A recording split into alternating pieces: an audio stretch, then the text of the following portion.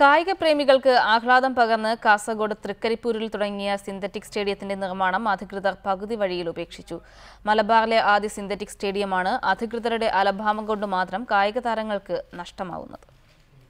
4,80,00,000 രൂപ ചെലവിൽ നടക്കാവ് വലിയ കോവൽ മൈതാനത്ത് നിർമ്മിക്കുന്ന സിന്തറ്റിക് ഗ്രൗണ്ടിന്റെ പ്രവൃത്തികളാണ് ഒരു മാസമായി നിലച്ചിരിക്കുന്നത്.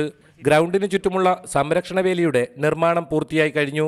അതേസമയം കൃത്രിമ സിന്തറ്റിക് റോളുകൾ എത്തിച്ചു എന്നല്ലാതെ മറ്റു പ്രവൃത്തികൾ നിലച്ച അവസ്ഥയിലുമാണ്. ഒരു വർഷത്തോളം പണി തുടങ്ങിയിട്ട് പണി ഇപ്പോൾ നിശ്ചലമായിട്ട് നിൽക്കില്ലേ.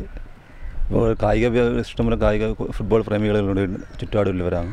അപ്പോൾ ഇതിങ്ങനെ സ്റ്റേഡിയം പെട്ടെന്ന് പണി നിർത്തിയിട്ട് ഉദ്ഘാടനം ചെയ്യാമെന്ന് വെച്ചാണ് ഇപ്പോൾ ഒരു മാസമായി പണി നിർത്തിയിട്ട്. അന്താരാഷ്ട്ര നിലവാരത്തിലുള്ള സിന്തറ്റിക് സ്റ്റേഡിയമാണ് നടക്കാവിൽ വിഭാവനം ചെയ്തിരിക്കുന്നത്. സംസ്ഥാന ഇന്റർ കോളേജിയേറ്റ് ഫുട്ബോൾ മേള ഇവിടെ സംഘടിപ്പിക്കാൻ ധാരണയായിരുന്നെങ്കിലും നിർമ്മാണം പൂർത്തിയാക്കാത്തതിനാൽ മത്സരം മാറ്റിവെക്കുകയായിരുന്നു. അത്ലറ്റിക്സ് ഇനങ്ങൾക്കുള്ള ട്രാക്ക് കൂടി ഉൾപ്പെടുത്തിക്കൊണ്ടാണ് സ്റ്റേഡിയം നിർമ്മാണം ക്രമീകരിച്ചിരിക്കുന്നത്. സാങ്കേതിക തടസ്സം നീക്കി സ്റ്റേഡിയത്തിന്റെ നിർമ്മാണം എത്രയും പെട്ടെന്ന് പൂർത്തിയാക്കണമെന്നാണ് കായിക പ്രേമികളുടെ ആവശ്യം. റിപ്പോർട്ടർ, കാസർഗോഡ്.